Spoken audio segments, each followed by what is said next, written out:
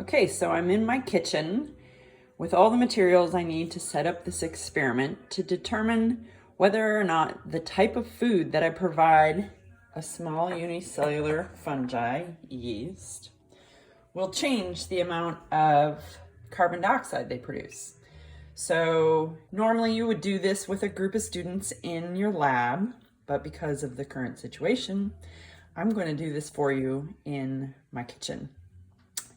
You would have had the opportunity to choose your own independent variable in this experiment, but I'm choosing that for you.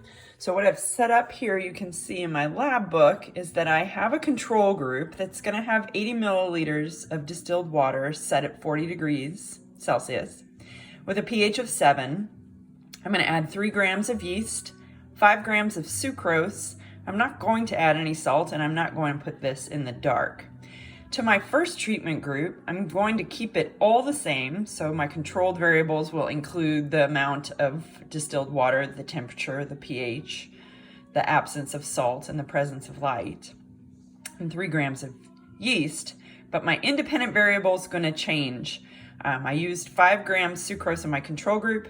I'm going to go with 5 grams lactose in treatment group number 1 and 5 grams of glucose in treatment number 2 to determine if that will change the amount of carbon dioxide that the yeast produces over 60 minutes.